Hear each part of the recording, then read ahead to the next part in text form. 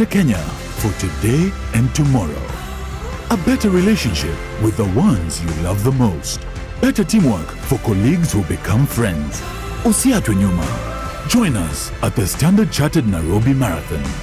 Register by visiting www.nairobimarathon.com and help us move Kenya forward. Standard Chartered Nairobi Marathon. Run. Embrace possibilities.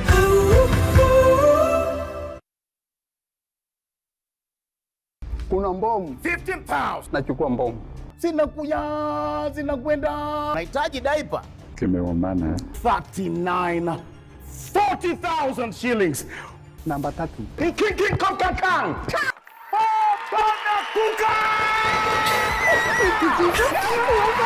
Na 50,000 Kenya shillings.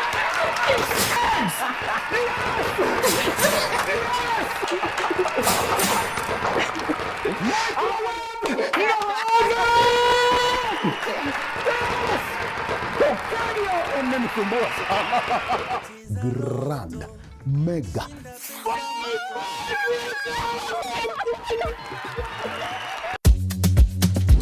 Machampezi, hii wiki kwa Shujaz TV, kuja ujione. Woza tuko route 111 tuko Ngong ndani ya nyumba. Na kuambia kuna njeve lakini tuna bring the hit manze, sekta ya talent, sekta ya biz. Kwa skating maboi ndo wengi kuliko wasichana. Sisi kama wasichana uanga hatujitumi. Kuna ile uoga ya kuanguka. Alafu, relationships zenu zikoaje huku? Tupate kila Wednesday from 10 to 11 p.m. It is Shujaz TV. Only on NTV. Ndio hiyo.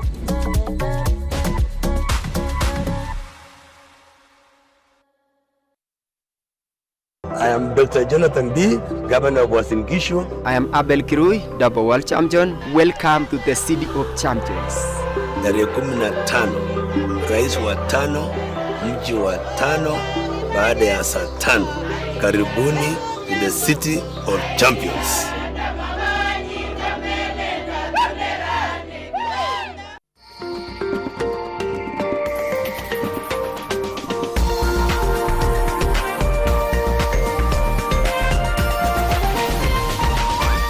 This is NTV.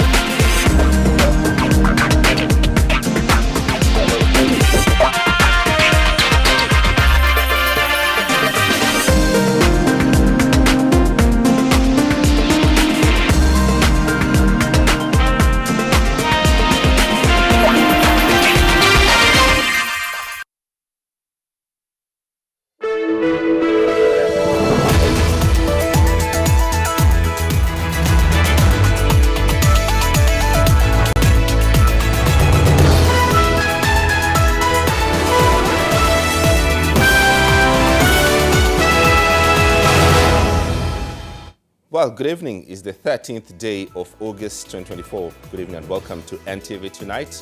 The highlights of top stories making headlines tonight.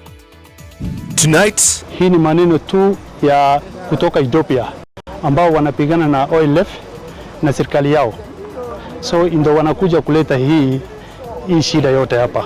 Forole mourns again in renewed cross-border conflict. 9 people killed in an arson attack along the Kenya-Ethiopia border. Also tonight, hata hao makatibu ambao wako pale wako chafu yote, usafishi wote. more purge looms in government. Raila Odinga reveals principal secretaries will be shown the door in the spirit of broad-based government. Plus, hiki kitendo kimetustua sisi kama viongozi, hata mapastors na wasomi wa area hii. Manake hii ni kitendo ambaye tulikuwa tumeacha. Stopped in the tracks. 10 FGM victims and their parents arrested in Igembe South. And building is a matter of when, not if. If we don't build a new airport and terminal building, we might just as well shut the airport and cede our business to competitors within the region.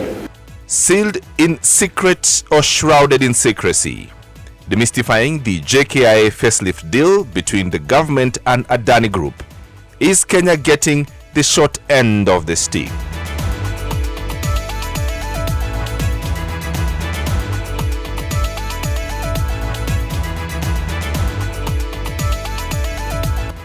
Live from Nation Centre, this is NTV Tonight with James Smart.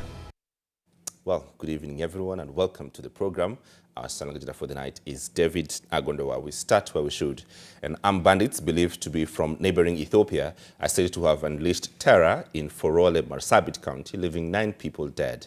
Turubi Deputy County Commissioner Daniel Ouma confirmed the incident, saying more security officers have been deployed to bolster security along the Turubi-Dukana Road. NTV's Margaret Kimathi kicks off our bulletin from here. The victims were transporting food from the Kenya-Ethiopia border to other parts of the country when they were attacked by criminals. The attackers shot at the lorry before setting it ablaze, leaving the vehicle and some of its occupants charred beyond recognition. The survivors are said to have run and hid in the thickets. Among those killed is a university student. There seems to be a lot of cross-border incursion from Ethiopia into Kenya. This is not the first incident. These incidents have been happening along this border. This border has been so porous. Hii ni maneno tu ya kutoka Ethiopia ambao wanapigana na OLF na serikali yao. So ndio wanakuja kuleta hii shida yote hapa.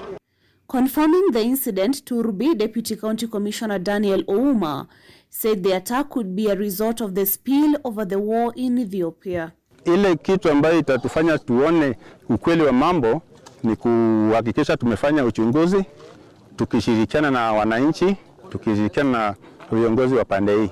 Kwa sasa siwezi nikaspekulate kwamba kuna kitu ambayo imefanya incident ifanyike. It is the second attack in a span of 2 weeks. On August 1st, a police officer was killed and 3 other people sustained serious injuries when an unknown number of gunmen launched an attack at the checkpoint in the Sesi area of Moyale town in Marsabit County. Local leaders have condemned the incident while calling on the Cabinet Secretary for Interior Kithure Kindiki to intensify security operations in the restive region. One passenger was severely injured and another one, a minor, escaped unhurt. We are concerned because our people have continuously been displaced, killed, and their properties have been wantonly destroyed. Ningeomba serikali yetu ifanye investigation ya kutosha ili tujue hawa wahalifu walitoka wapi na ni kwa nini wamefanya vile wameendelea kufanya. The attack comes as Kenya continues to deploy the Kenya Defence Forces to neighboring countries to quell attack in its borders. Margaret Kimathi, NTV. And the Senate is set to hold a special sitting on Wednesday to discuss the impeachment of Meru Governor Kawira Mwangaza. According to a special Gazette notice dated August 12th, the session will be held in the Senate chamber at the main Parliament buildings from 2:30 p.m. Last week, Mwangaza was impeached for the 3rd time by members of the County Assembly. They accused her of gross violation of the Constitution, gross misconduct and abuse of office. 49 MCAs supported the motion, 17 rejected it, and 3 members abstained. After hearing the allegations leveled against her, the Senate plenary will vote on whether to dismiss or uphold the impeachment. It is the 3rd time in 2 years that MCAs are impeaching Mwangaza.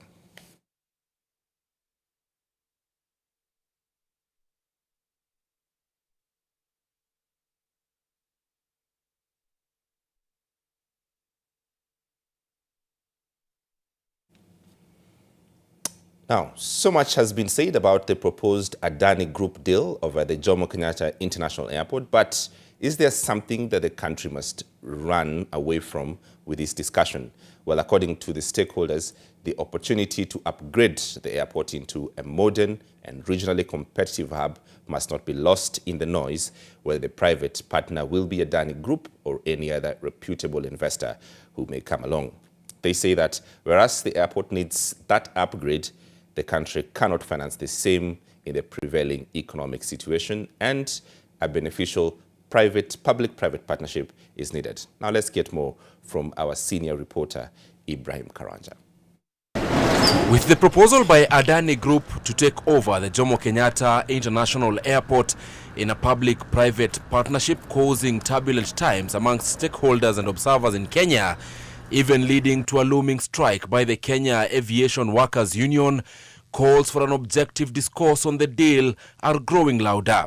Leonard Khafafa is a public policy expert and an aviation enthusiast who says that amidst the noise and the political discussions, what remains constant is the urgent need to upgrade the JKIA into a modern, well-equipped and regionally competitive hub, and the focus should be on this goal. Building is a matter of when, not if.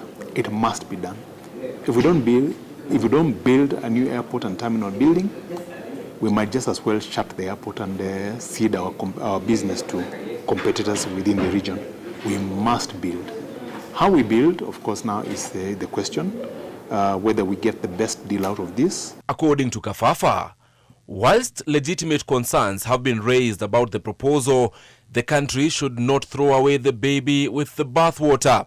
He says that the proposal as currently has glaring loopholes. I wouldn't shut off Adani completely. I mean, they can always revise their proposal to suit our needs as a country. So I would urge that the government not to be hasty in accepting the proposal as it is, but rather negotiate. If they have to take up the Adani proposal, they have to negotiate the best deal for ourselves, the one that gives us value for money. And when you look at other airports in the region, I gave the example of Rwanda, who are getting a terminal building and a runway, then you realize that Adani falls short. So maybe that proposal should be sent back to them with remarks that it should be restructured. However, the availability of the approximate $1.84 billion by Adani to upgrade the airport must not be ignored, seeing as the airport urgently needs a facelift, yet the country as is cannot finance the same, be it through internal revenue or even through borrowing. As a result, he says that an alteration to the proposal to have a win-win formula will best serve the country. But holding an 18% stake in perpetuity is actually where we have reservations, because it looks like it's giving away too much. Because why would we want to do that? I mean, Adani should come, develop the facility, and then after 20 or 30 years, hand it over to the government. Other reservation I think I would also have about the Adani proposal again. From what I've seen of the proposal, we're only going to get development of the aprons, taxiways, the terminal building, but we're not going to get a brand new airport, which is what we really need as well. This is a runway. A runway, yes. Oh, sorry, we're not going to get a brand new runway, and we really need that runway. Among the wins that Kenya must angle for, according to Kafafa, is the construction of a new runway, which currently is not in the immediate plan according to Adani's proposal. He also takes issue with the proposed taking over of ground handling services and the controversial stake that Adani will have on the airport in perpetuity should the proposal be accepted as is. The Kenyan government has been having trouble explaining the deal to Kenyans, especially since the public got wind of the proposals weeks ago. The discovery fueled more anger against the government and even at some point led to calls to occupy the JKIA in protests. Ibrahim Karanja, NTV. 3 children are among 5 family members who perished in the Mbaruk accident along the Nakuru-Eldoret highway, a crash that left 1 survivor nursing minor injuries. The accident adds to the number of fatalities on Kenyan highways, with recent data from the National Transport and Safety Authority (NTSA) showing that at least 2,407 people perished between January and July this year alone. Ruth Sanmoi Chesenge tells us more. A holiday trip for the family of Christopher Ambani to their village in Kakamega turned tragic after their vehicle was involved in an accident at Mbaruk area along the Nairobi-Nakuru highway. Christopher, who was in company of his wife, His 3 children and their house help are said to have left Nairobi at 4 a.m. Walikuwa wanatoka Nairobi saidi ya Molem wakielekea Kakamega, walikuwa wanapeleka watoto Jombani. It was exactly 07:00 hours. There was a Mercedes compressor, a saloon car, driven by one Abani from Gilgil to Nakuru. He left his lane to overtake. There was a lorry which was coming from Nakuru direction towards Gilgil. There was a head-on collision. 4-year-old Jason Ambani, his twin 6-month-old siblings, Ivan and Ethan Ambani, and their mother, Margaret Atieno, died on the spot. Their nanny, Celestine Atamba, also perished in the crash. Ana mzigo kubwa kwa sasa, sababu kupoteza watu 5 kwa wakati mmoja, I think haisiki tu jambo hizi kwa familia na hata marafiki. Itahitaji msaada wa marafiki ili tuweze kusafirisha marehemu Bucha tuwatoe hapa Gilgil. Christopher, who was the driver, sustained hand and leg fractures and was taken to St. Joseph Gilgil Hospital, with the driver of the lorry escaping unhurt. The bodies of the deceased were taken to the Gilgil Sub-County Hospital morgue and the wreckage of the vehicles towed to the Gilgil police station. These recent fatalities adds on to the rising death toll on the highways, with more than 2,500 people reported by NTSA to have been killed since January this year. The lone survivor of the fatal crash, who had been admitted here at the St. Joseph's Hospital for treatment, has been transferred to another hospital in Kitengela for further treatment. Ruth Sarmoi Chesenge, NTV, in Gilgil, Nakuru County. Well, 12 girls from Yeka location, Igembe South, have been arrested on suspicion of undergoing female genital mutilation. The girls' parents were also apprehended during an operation by the local administration. Yeka location chief Geravesio Mucheke said 2 other culprits are still at large and police are still searching for them. The government got wind of the news through a WhatsApp group which had communication showing that the girls between 10 and 16 years of age had undergone the cut.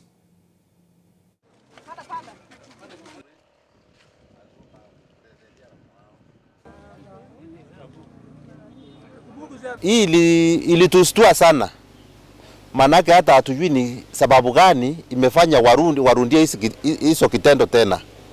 Hata ile mkora ya mama ambaye amefanyia watoto unyama tumemkamata. Kati ya 17, 10 walidhibitiwa na ikakuwa ni ukweli wamefanywa tohara.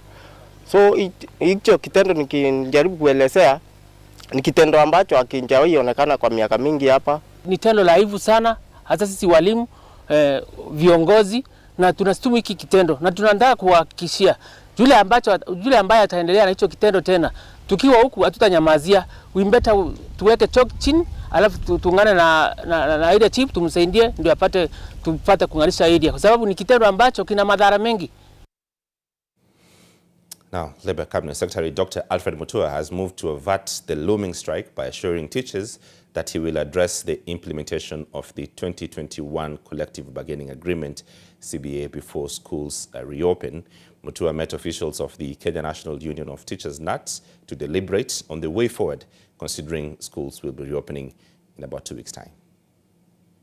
I have promised to take it up as a fair and arbitrator to talk to the other side, which is the Teacher Service Commission and the Ministry of Education, to come up with solutions of issues that we can solve together. So I want to say that people should know that now we are changing the models of operating. We sort out issues before they become big. We take care of the wound while it's still a pimple, not when it becomes gangrenous and we have to cut out a limb. So that is the formula that we are utilizing. Now, the communities in the Lamu archipelago have made remarkable progress in addressing plastic pollution after the successful construction of flip-floppy boats using recycled plastics. The community has expanded its efforts to include other plastic recycling projects. These initiatives now encompass the construction of sustainable hotels, eco-friendly restaurants, and innovative recreation platforms. The islanders have taken the lead in championing the protection of the marine ecosystem, urging similar initiatives within the country. NTV's Kevin Mutai brings us the inspiring story on today's Heartbeat.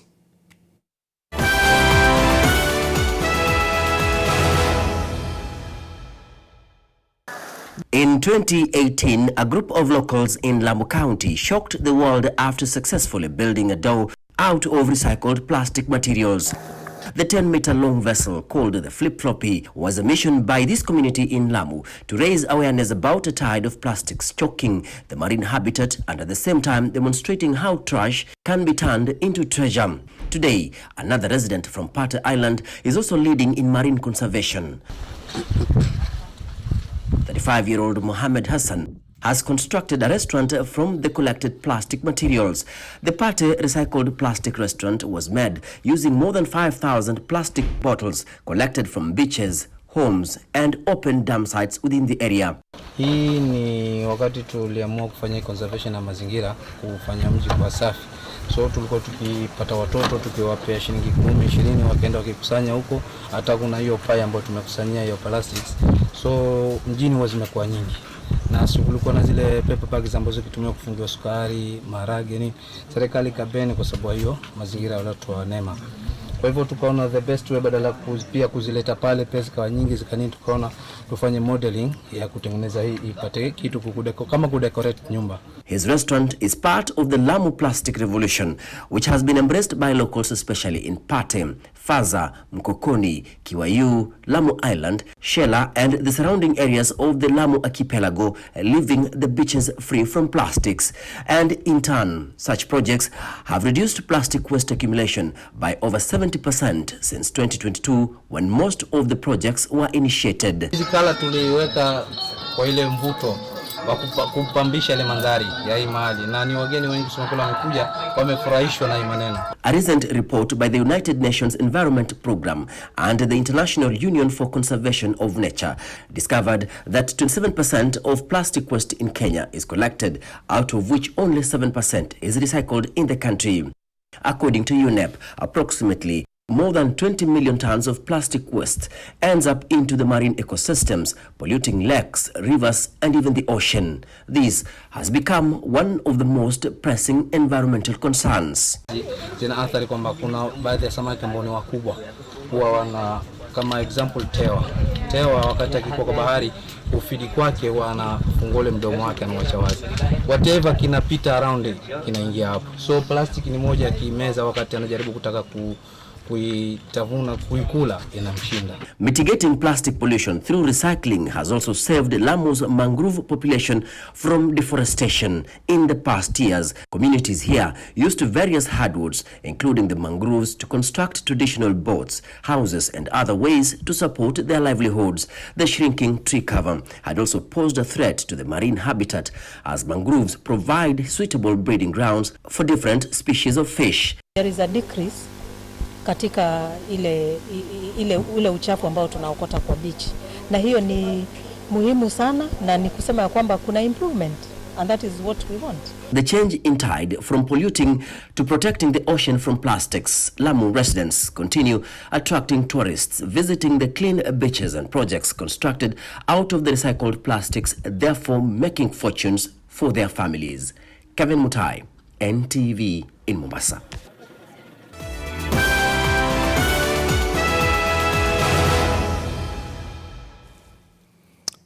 Right, you're watching NTV tonight. We're just about to take a short break, but my colleague Elijah Ouko is at the JKI where our world beaters bet, and yes, our two world beaters have arrived there. We'll be bringing you those live pictures and perhaps an interview when they actually come out from the plane there at JKI. Those are live pictures coming to you from JKI Live. We are taking a short break here on NTV tonight. We'll be right back with plenty more. Don't go too far.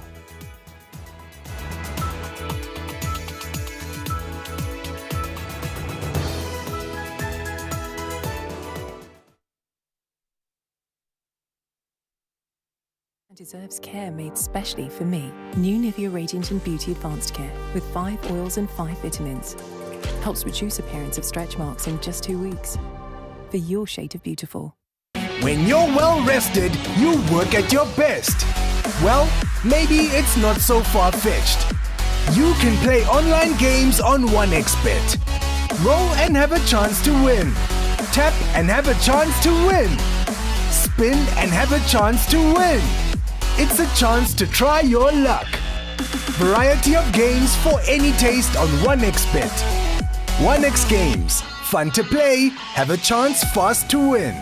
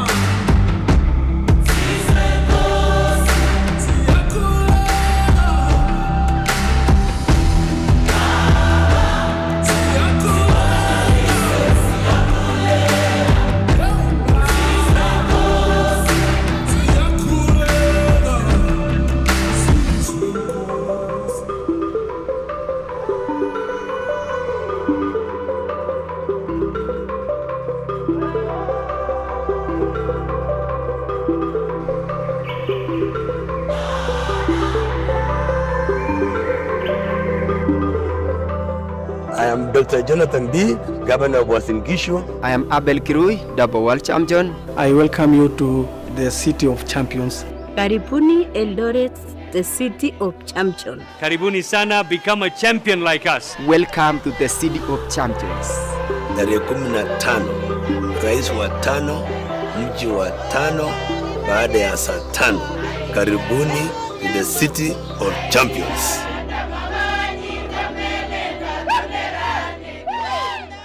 Dark marks keep coming back. Any tips? Double the vitamin C power. New Garnier Vitamin C Day and Night Serums. Daily with the #1 vitamin C serum to correct dark marks. At night, new 10% vitamin C serum to help prevent their reappearance. Together, twice as fast dark mark reduction. The Power Duo. New Garnier Vitamin C Day and Night Serums. By Garnier, naturally. Wezi chapa na makadi zangu kali, nimejipina wezi kosa, quality ni high. Siniko busy sana sana, squeeze sipatikani, mali safi nimeziseti pakina Kasarani. For material squeeze naitwa designer, na kafunga kwa budget si minus, vitenge mahudi hata shati za Raima. Yeah, yeah, lazima tutafute, tukafunge. Yeah, yeah, life ijipe, na sio kesho. Make it happen right now, not yeah. Holiday Bonanza iko kwa *570# pekee na ni option 4. Inamaanisha mwezi mzima wa Agosti ni tushinde. Dial *570#, chagua option number 4 na ujipatie ushindi wako wa bidhaa au chapaa, kwa sababu tumejaza. Kila wiki tunatangaza mshindi wa 250,000 Kenyan shillings na zaidi na zawadi chungu mzima. Alafu guess what? Tumerudisha Probox ndani, na isitoshe Mazda Flare pia iko ndani. Ni *570# pekee, option ni 4. Holiday Bonanza, tushinde!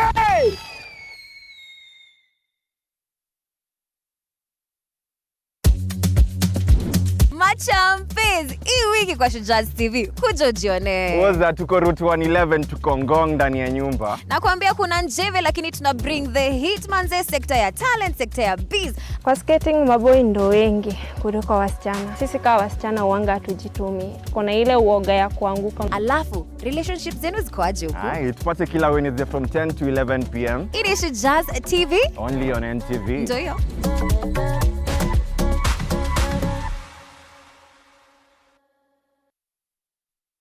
I am Dr. Jonathan B, Governor of Uasin Gishu. I am Abel Kirui, double world champion. Welcome to the City of Champions. Tarehe 15, rais wa 5, mji wa 5 baada ya saa 5. Karibuni in the City of Champions.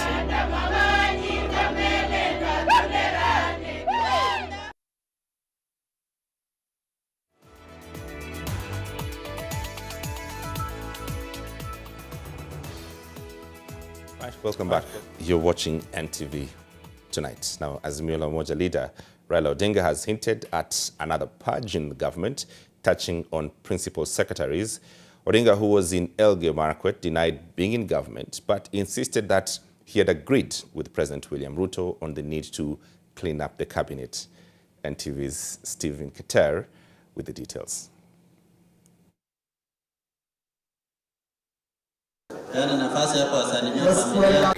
At Chepkorio village in Keio South, Elgeyo Marakwet County, Azimio leader Raila Odinga was among those who were here to bid farewell to long-time ODM member Mzee Chirchir Masit, the father to former IEBC Commissioner Irene Masit.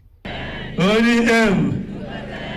It is here that the politics of broad-based government took center stage, with President William Ruto's confidence, led by Kapseret Member of Parliament Oscar Sudi, seeking to explain President Ruto's decision to co-opt members of the opposition in his cabinet. Ilifika mahali mzee huyo akasema nchi yetu ni kubwa kuliko sisi wote. Na wakati alisema hivyo pia akutana na ndugu yake William, ni mtu mungwana. Akasema pia yeye apende ukabila. Raila sought to dismiss allegations that he had entered into a pact with President William Ruto that saw some of his close allies join the Kenya Kwanza government.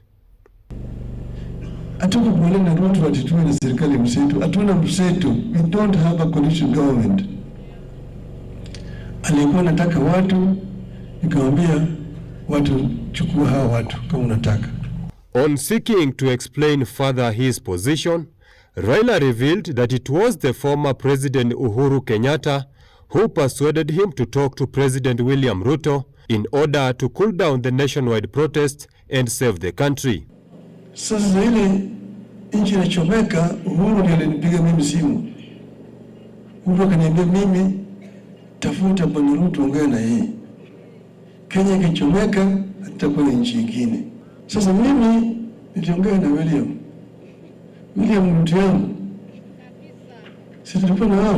Raila stating his role in the recent cabinet purge, hinting that it may not be over. Kasema hata hao makatibu ambao wako pale wako chafu wote. Usafishi wote. Steve Keter, NTV in Elgeyo Marakwet County. You're watching NTV tonight. Taking a short break, we'll be right back with plenty more. Don't go too far.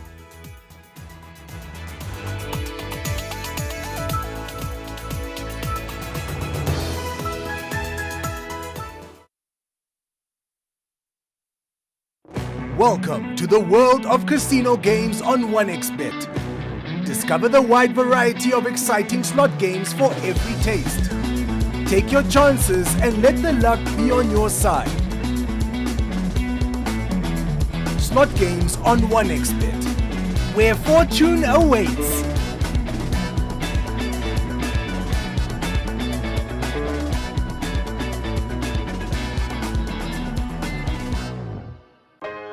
Imperfections, blackheads. Try Garnier's Pure Active 3-in-1 Charcoal, powered by salicylic acid and purified charcoal to reduce pimple-causing germs by 99.5%. One product, 3 uses for a pure skin. Garnier Pure Active 3-in-1 Charcoal, #1 in South Africa, by Garnier Naturally.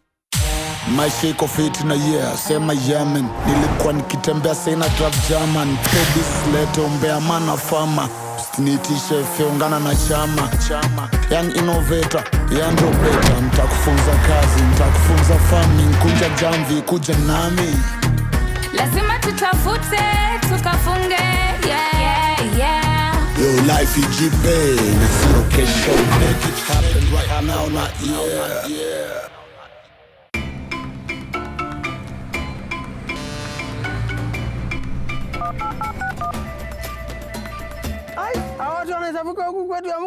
Siamini. Amini usiamini, Holiday Bonanza ni ya kila mtu na zawadi zitakufikia mahali popote. Dial *570#, chagua option 4 na zawadi kibao zinakungoja. Ikiwa kila wiki kuna 250,000 Kenyan shillings za kushindaniwa. Ni *570# pekee, option 4, tushinde!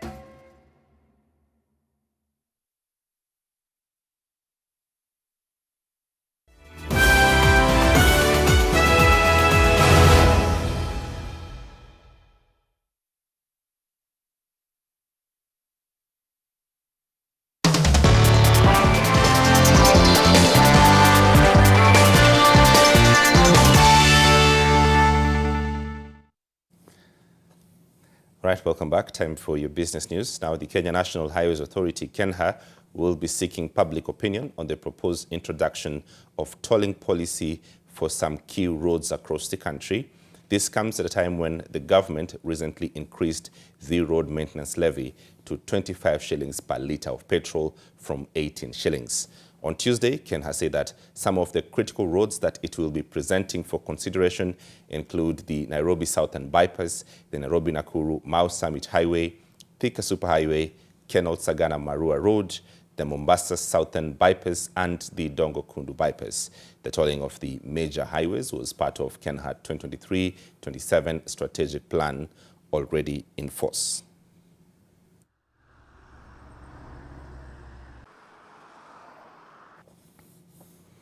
And section of digital online taxis have announced that consideration of the petition by online drivers who demand the increment of at least 240 shillings minimum price for the services offered to its customers. Speaking here in Nairobi, Ferras General Manager Alan Maimbu said the company has set a maximum commission of 18% to create a fair and sustainable balance to its drivers. This comes a few days after digital online drivers protested due to the high economic times brought about by increased fuel prices and high cost of vehicle maintenance. We have carefully considered the petition submitted to us by our drivers and recognize the challenges that we are facing. And as a local company, we are deeply embedded in the ride-hailing industry. We understand the importance of finding a balance that considers the needs for both our drivers and our customers. To ease the impact on the price changes, we will continue to offer our discounts to our customers, as we usually do. And as always, our drivers will be able to access the discounts immediately the trip ends from their wallets. Now, stakeholders in the hotel industry are embarking on business of renovating the hotels in readiness for the upcoming Africa Festival of Arts and Culture that will take place in Kisumu County, coming at a time when the country has been experiencing the anti-government protests which have impacted negatively on several businesses, more so the hotel and tourism sectors that experienced cancellation and bed occupancies that were down to less than 15%. Our growth has always been very good, to the level that we have about 10,000 beds to be able to take up the guests we expect. Majorly, we host the conferences, which is business tourism, and majorly we also do the domestic market to the level of about 99% domestic market.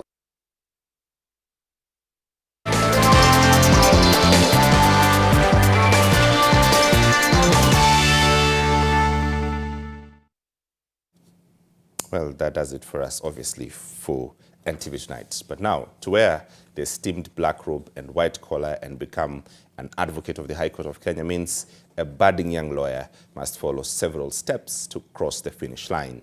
Among these key steps is passing examinations at the Council of Legal Education, a process which has hit the headlines over alleged irregularities which have weakened the credibility of the institution. from students receiving marks for examination they did not register to CLE, owning up to a mix-up of grades for one year instead of another. The council's thoroughness has more often than not come into question.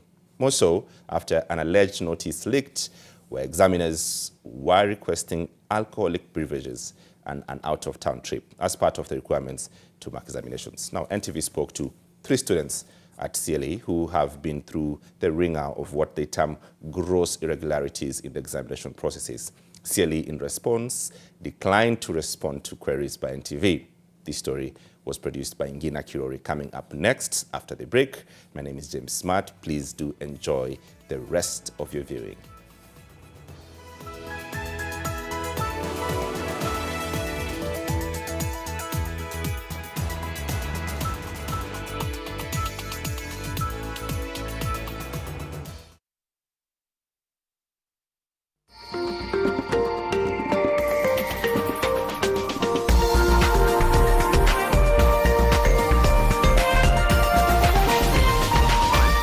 This is NTV.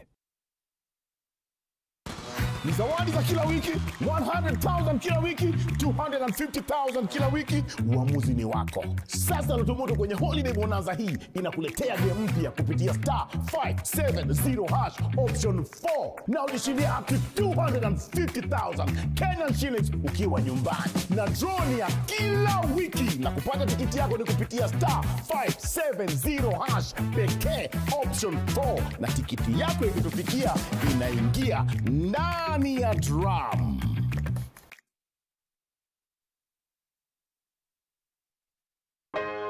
Imperfections, blackheads. Try Garnier's Pure Active 3-in-1 Charcoal, powered by salicylic acid and purified charcoal to reduce pimple-causing germs by 99.5%. One product, 3 uses for a pure skin. Garnier Pure Active 3-in-1 Charcoal, #1 in South Africa, by Garnier Naturally. Welcome to the world of casino games on 1xBet. Discover the wide variety of exciting slot games for every taste. Take your chances and let the luck be on your side. Slot games on 1xBet, where fortune awaits.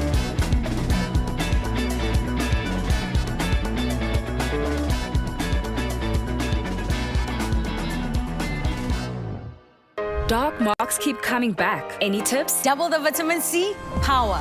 New Garnier Vitamin C Day and Night Serums. Daily with the #1 vitamin C serum to correct dark marks.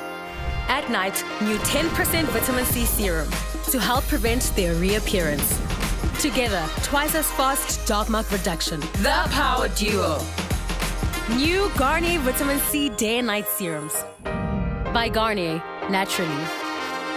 Get ready to have your mind blown. Najase, it's your girl Shanti Bobo straight outer number 8 na niko NTV na nasikia poa manze. Wewe, it's a new chapter. We're bringing you the hottest show in town. Most lovely platform for our artists and most amazing. You know charity starts at home. Again, seen was for church but hatujaboeka. From exclusive interviews with the biggest names in the game. Justina Sokao aka Madam 2020. Utapata show pale katika NTV. Kazi yetu mostly ni kuingia tu studio kufanya muziki na kusubmit. To a DJ set that will knock your socks off. And snippets from your favorite live performances. Guy, apologize when you're softy. Nasaka light location to kute so shit. Don't miss out on the fun. Tune into Kwetu Mix every weekday from 5 to 6 p.m. only on NTV. Machampes, hii wiki kwa Shujaz TV, kuja ujione. Woza tuko route 111 tuko Ngong ndani ya nyumba. Nakwambia kuna njeve lakini tuna bring the hit manze, sekta ya talent, sekta ya biz. Kwa skating maboi ndo wengi kuliko wasichana. Sisi kama wasichana uanga hatujitumi. Kuna ile uoga ya kuanguka. Alafu, relationships zenu zikoaje huko? Tupate kila Wednesday from 10 to 11 p.m. It is Shujaz TV. Only on NTV. Ndio hiyo.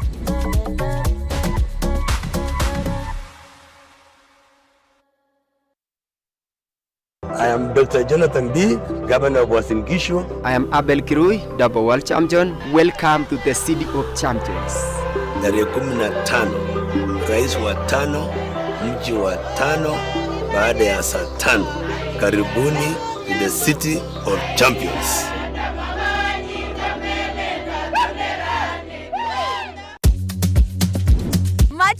Biz, hii wiki kwa Shujaz TV, kuja ujione. Oza tuko route 111 tuko Ngong ndani ya nyumba. Nakwambia kuna njeve lakini tuna bring the hit manze, sekta ya talent, sekta ya biz. Kwa skating maboi ndo wengi kuliko wasichana. Sisi kama wasichana huanga hatujitumi. Kuna ile uoga ya kuanguka. Alafu relationships zenu ziko aje huko? Hai, tupate kila Wednesday from 10 to 11 p.m. It is Shujaz TV. Only on NTV. Ndio hiyo.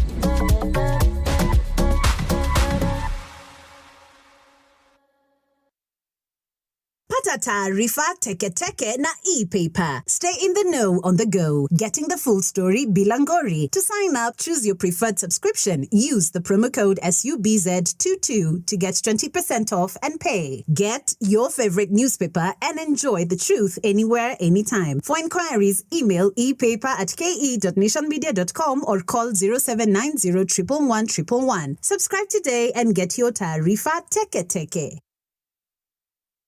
There's something that's also bothering my leg on this side.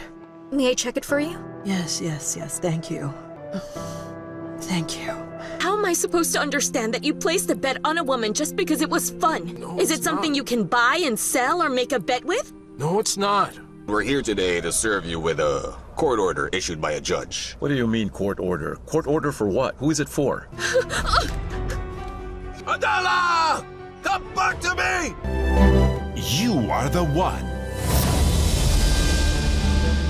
Are you ready? Kono moja mbele, ngine yende rembe. Kono moja mbele, ngine yende rembe.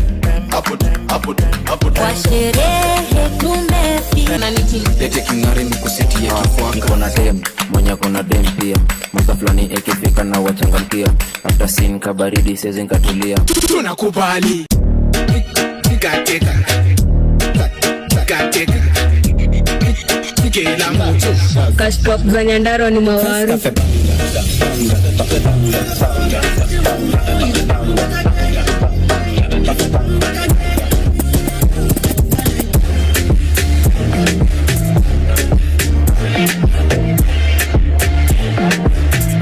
Only on NTV.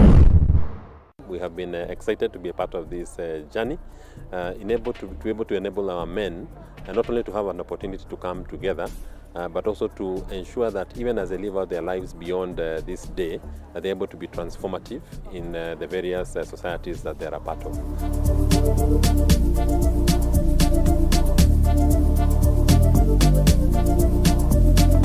As Safaricom, you're aware that our purpose is to transform lives. And today we have said that we have to live our lives elevated. And hence our partnership with the Nation Media Group to be able to use our various platforms to bring people together, to find opportunities to be able to soar and to be bigger and better and greater than they currently are.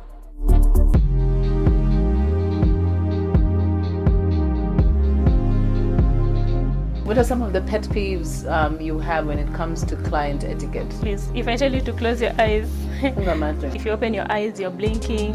I'm trying to put product on your eyelids. It's going everywhere. It can get in your eyes. Some people get irritated when product get in their eyes. Concealers go on your forehead, the bridge of your nose, upper under the eyes, just above the lip, and the chin area, this part. I come from people who are mostly book smart with traditional employment, so artists. Yeah, especially if I'm to uni and everything. What did you study in uni? Criminology. Criminology? Yeah.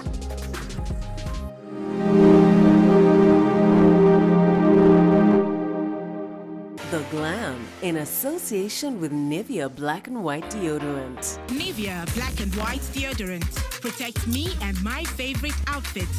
That's why I feel confident and free. Nivea's 5 times anti-action formula and 48-hour protection is also available for men. Are you looking for a home or an investment option? Alba Apartments offers a precious piece of luxury located at Wanye Road off Naivasha Road near Junction Mall in Dagoretti. We offer studios, 1 and 2 bedroom apartments from 1.9 million Kenya shillings with as low as 20% deposit. Show house is ready. Our amenities include fully equipped gym, high-speed lifts, commercial spaces, children's playing ground and swimming pool. Contact us today by calling +254 735 939 999 or email us for details.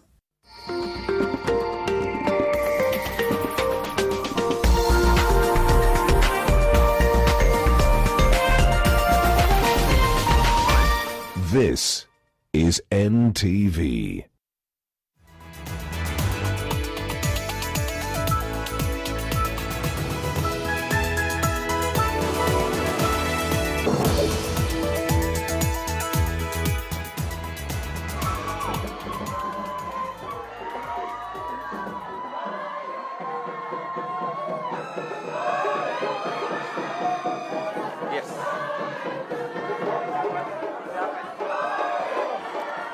Well, thank you very much for tuning in. We are live from Jomo Kenyatta International Airport, where we are just about to receive the 1,500 meters Olympic record champion Faith Kipyegon, together with the 10,000 meters gold medalist Beatrice Chebet, who have just arrived back into the country. We have seen the National Assembly Parliamentary Committee, Sports Committee Chairman, Mr. Dan Wanyama, arriving.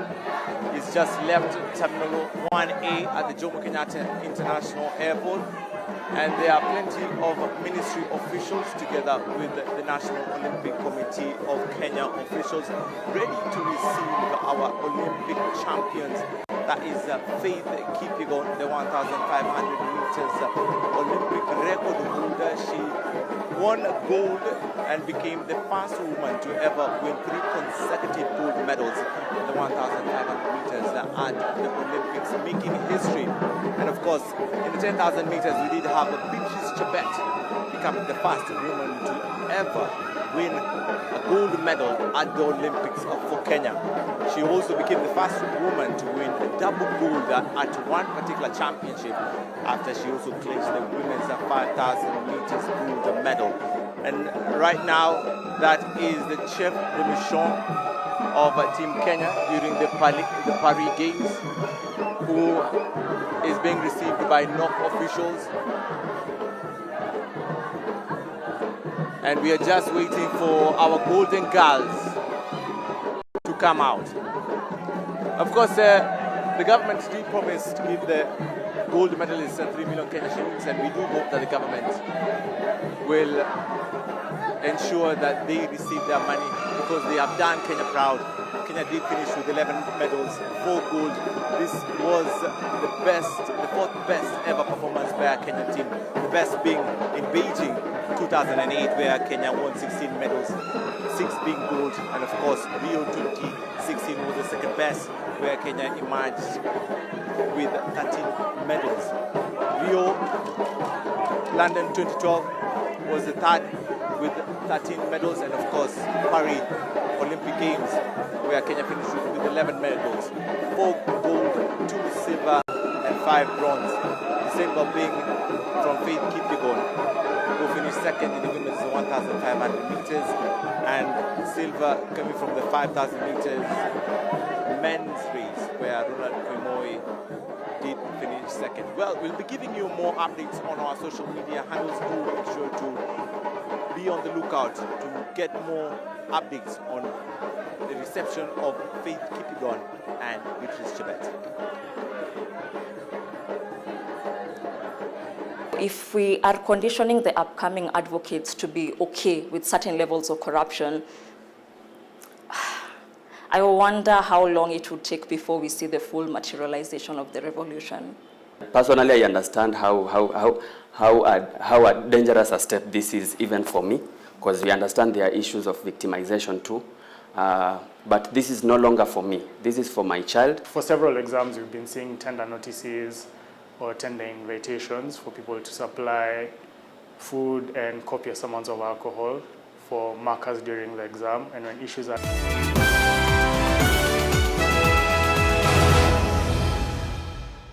So my name is Joseph Kibwanga Mwangome. I'm a father of 2. I think that's very important. I'm a single dad of 2. a 13-year-old boy and a 10-year-old girl.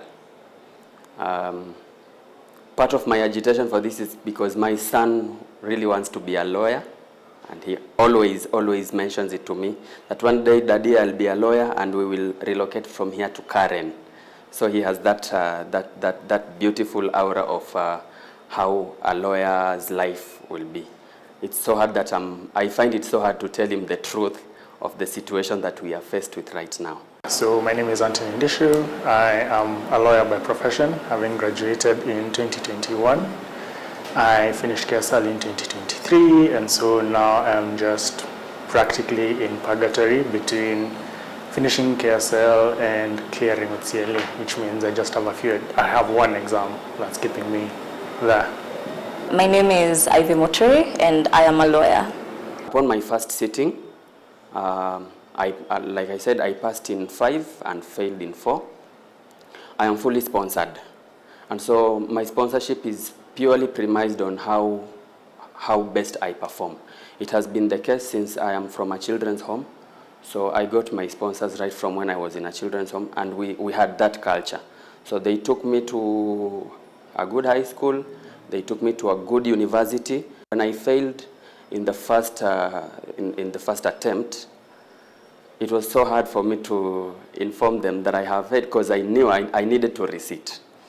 And at first it wasn't a shock for me, because somehow we had been prepared by the people who had gone through CLE at first that things are always not rosy.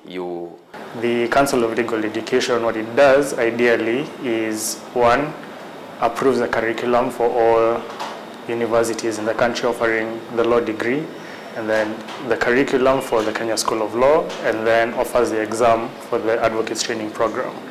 So now the effect of that is, if you keep repeatedly failing, it means you need to pay for a remark or a receipt every other series or every series, which is of course a financial strain. There's also the being held back in terms of progression in careers or in the law career, meaning you can't be an advocate.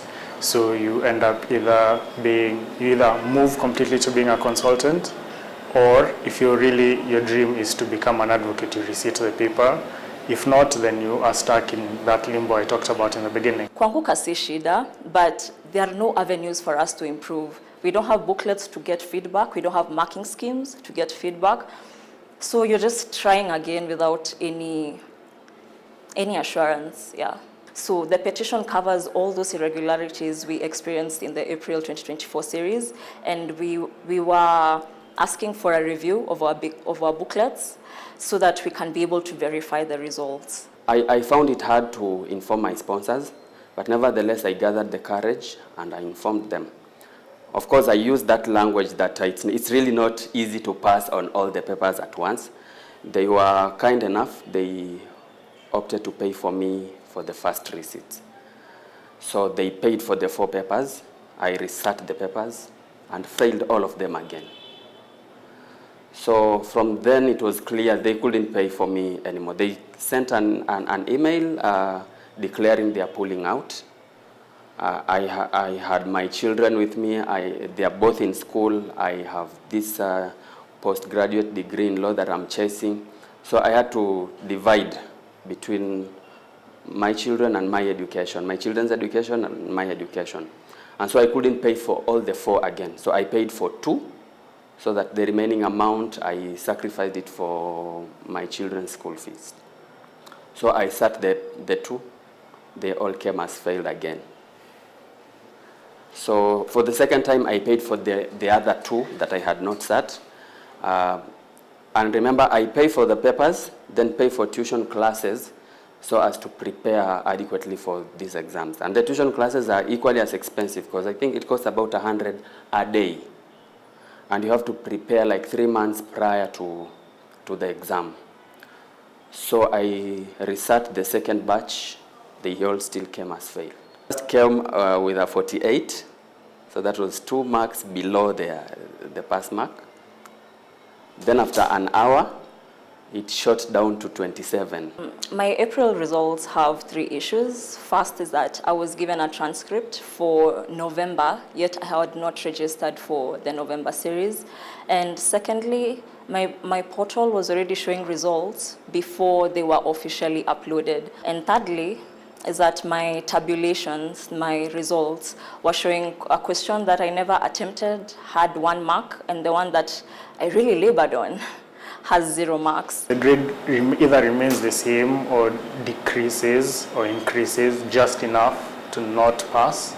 So every time I've asked, it's if I want the question paper, or rather not the question paper, the answer script that I wrote, I'm told I need a court order. When I ask for them to scan it and upload it to my portal, I'm told it's too much work for the CLE to do. The deadline for paying for remark is next Monday, and they have not addressed the issues. So we went to the demos, and while we were there, they weren't aware that we were coming. They were aware that their commitments, they have told us, and they have not fulfilled them. So when we got there, they called cops in plainclothes uniforms, and the cops were taking us away.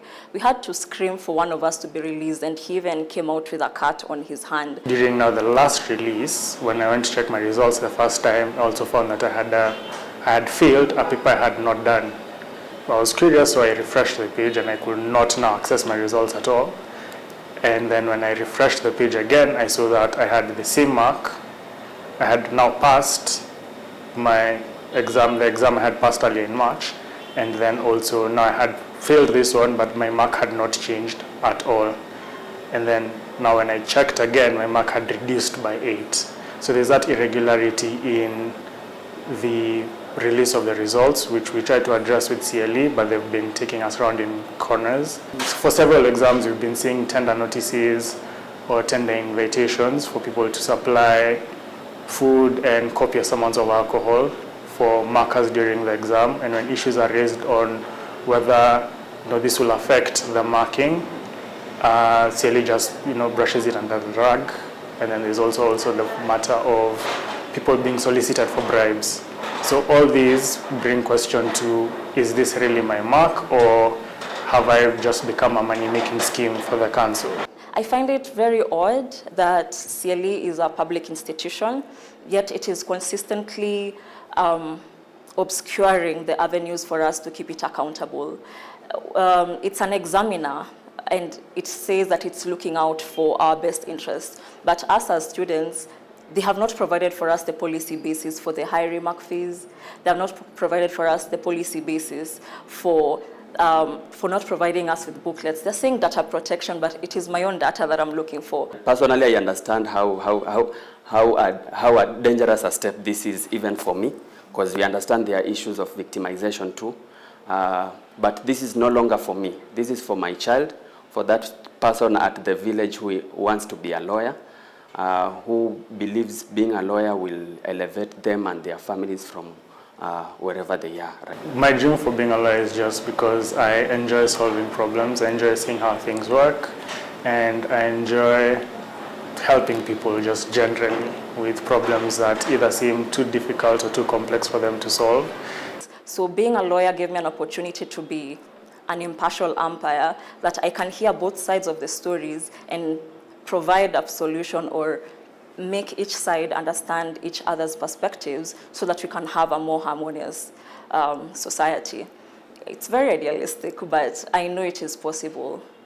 It's been really derailed because now I am unable to access the market properly, because in as much as maybe I would like to be doing pro bono things, the furthest I can take your case is just writing a pleading, and I can't even file it in my name. I can't represent you. And the advocates that are there in the market, the workload is a lot. So if we are conditioning the upcoming advocates to be okay with certain levels of corruption,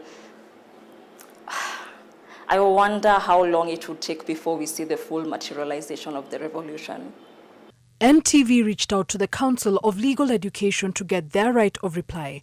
The CEO, Jennifer Gitiri, through a representative from her office, referred us to the chairman of CLE, Collins Odote, who then directed us to speak to the CEO. None of them offered a response to the issues we raised to them verbally or via email. This is the last stage that an aspiring lawyer will make by being admitted to the bar. However, for many young aspiring lawyers, they say that the Council of Legal Education has broken their dreams.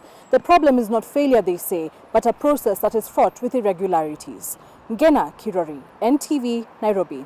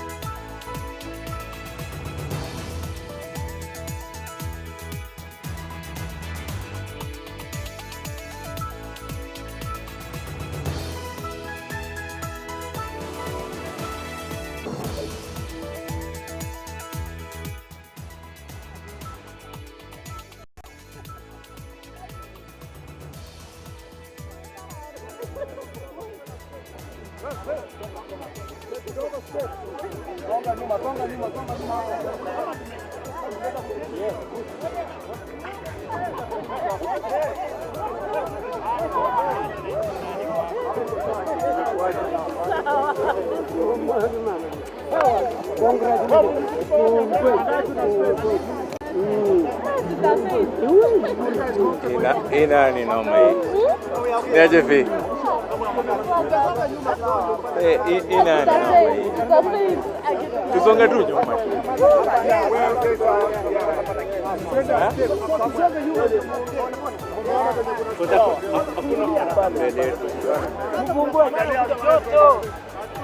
Oya D.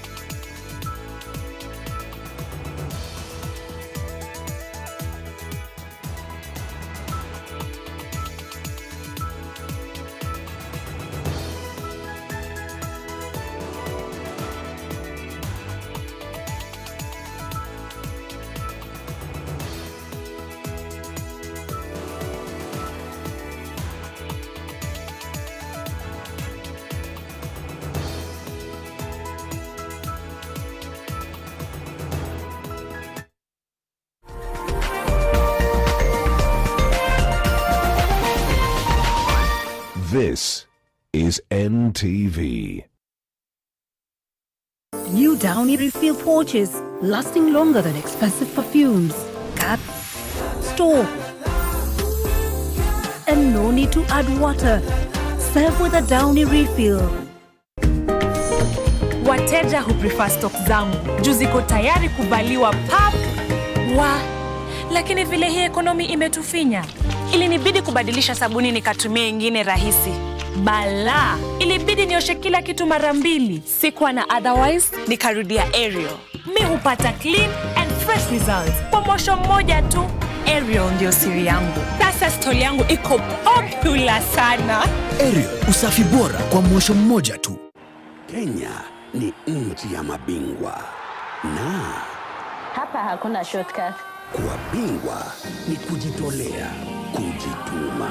Mabingwa hutambua mabingwa wenzao. Mabingwa hurauka kabla ya jua kuchomoka. Wengine huwa mabingwa wa familia. Mabingwa huhakikisha tuna shine kama mabingwa. Wao hutulisha vyema. Ma-influencer wa kutuconnect mtandaoni. Mabingwa, wale ambao hutuongoza. Sisi wote ni mabingwa. Kijana hapo mbele, mzee hapo nyuma. Jamaa na jembe. Boda aliyemleta jamaa na jembe, msichana wa kibao. Memba wa bodi, msichana wa maziwa. Sisi wote ni Team Kenya.